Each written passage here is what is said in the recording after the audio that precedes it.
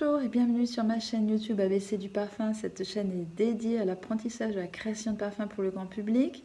Vous apprendre à créer vos parfums sur mesure, le bon vocabulaire, les bons concepts pour savoir en parler, vendre le parfum. Cette chaîne peut intéresser les personnes qui travaillent dans des services marketing, commerciaux, des étudiants, des personnes en reconversion. Voilà, j'avais envie de vous parler aujourd'hui de l'intérêt d'utiliser des produits de synthèse en parfumerie. C'est un vaste sujet pour le parfumeur. Alors, jusqu'à la fin du 19e siècle, le parfumeur a travaillé exclusivement avec des huiles essentielles naturelles. Et puis à la fin du 19e siècle, aidé par le chimiste, il a commencé à comprendre comment étaient constituées ces huiles essentielles, donc de corps chimiques, de molécules diverses et variées qui constituaient le parfum huile essentielle. On a trouvé par exemple la vanilline dans la vanille, la coumarine dans la fève tonka, etc. Donc il faut bien comprendre que la nature fabrique naturellement des molécules. On pourrait dire que la nature fait naturellement de la synthèse. Et son laboratoire, eh bien, c'est les fruits, les copeaux de bois, les pétales de fleurs, les épices, etc. Alors, que veut dire utiliser des produits de synthèse en parfumerie? Ça veut dire utiliser des molécules fabriquées au laboratoire, mais ce sont les mêmes que celles qui existent dans la nature. Parfois, on utilise des molécules qui n'existent pas dans la nature. Mais au tout départ, l'idée, c'est ça, c'est copier la nature. Par exemple, dans l'essence d'orange, qu'est-ce qu'on va trouver? On trouve du limonène, ça fait 95% de l'essence d'orange, donc c'est son constituant principal, et ça sent l'orange. Bon.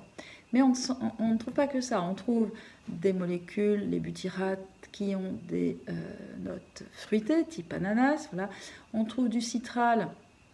Alors ça, on en trouve aussi dans le citron, mais beaucoup moins dans l'orange.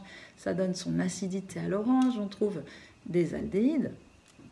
Et les aldéhydes, ce sont des molécules qui ne sentent pas du tout l'orange. Plus ou moins, ça sent une odeur fraîche, zestée, un petit peu pétillante, comme ça, un peu savonneuse. Bon. Donc, quand on rentre, comme au microscope, si vous voulez, dans l'essence d'orange, on trouve des tas de molécules qui ne sentent pas l'orange. Et c'est seulement l'assemblage, la combinaison de toutes ces molécules bien dosées qui va faire l'essence d'orange, le parfum orange. Donc je dis parfois la nature est un très bon parfumeur parce qu'elle synthétise des molécules, elle les dose dans un mélange qui va être l'essence d'orange. C'est exactement le travail du parfumeur, mais naturel ici. Alors imaginez l'intérêt d'utiliser des aldéhydes, par exemple, dans les parfums. Les aldéhydes ne sentent pas l'orange. Je dis sont une sorte d'abstraction parce qu'ils n'évoquent rien de familier comme note, comme odeur qu'on pourrait trouver dans la nature. Cette note, un petit peu abstraite, c'est justement la signature du Chanel numéro 5, puisqu'en 1921, Ernest Beau va l'utiliser pour ses essais qu'il va soumettre à Gabrielle Chanel pour lancer le numéro 5 de Chanel. Voilà. Donc, ces aldéhydes, c'est comme une nouvelle note. Enfin, c'est une nouvelle note pour le parfumeur. C'est comme, on pourrait comparer une nouvelle couleur pour le peintre. Puisqu'on parle le vocabulaire de la musique, c'est vraiment comme une nouvelle note aussi pour le musicien. Alors d'autres exemples, la vanilline, qui est un constituant de la vanille, mais qui est intéressante à utiliser parce qu'elle procure un effet vanillé, sucré, si vous voulez, beaucoup plus intense que le naturel, que l'absolu vanille, qui est au demeurant très intéressant, très riche, très complexe, avec plusieurs facettes. Mais la vanilline, vous voulez un parfum très vanillé, la vanilline est incomparable, vous ne pouvez pas obtenir l'équivalent avec le naturel. Ensuite, vous souhaitez une note pêche dans un parfum. Alors, on ne peut pas extraire l'essence de pêche pour la parfumerie. Si le fruit a un parfum, si je puis dire, c'est qu'il y a bien des molécules odorantes. Mais on ne peut pas toujours en faire la distillation ou l'extraction générale. Par contre, on découvre très tôt dans le XXe siècle l'indécalactone gamma. Donc c'est l'aldéhyde pêche, son synonyme. Et l'indécalactone gamma, c'est une note très lactée, un petit peu cireuse, mais très pêche, et très persistante, donc, qui va apporter enfin une note fruitée, alors la première fois en 1919, vous voyez, très tôt. Donc toutes ces notes vont pouvoir donner au parfumeur, vont pouvoir agrandir la palette du parfumeur. Alors, pour ce qui est de la rose, les possibilités vont bien au-delà. Alors, la rose, c'est une des fleurs les plus complexes, les plus riches. On dit plus de 200 molécules différentes. Alors, restons sur une centaine de molécules, c'est déjà pas mal, mais du citronellol, du géraniol, du nérol, du rhodinol, tout ça, ça sont déjà les pétales de rose.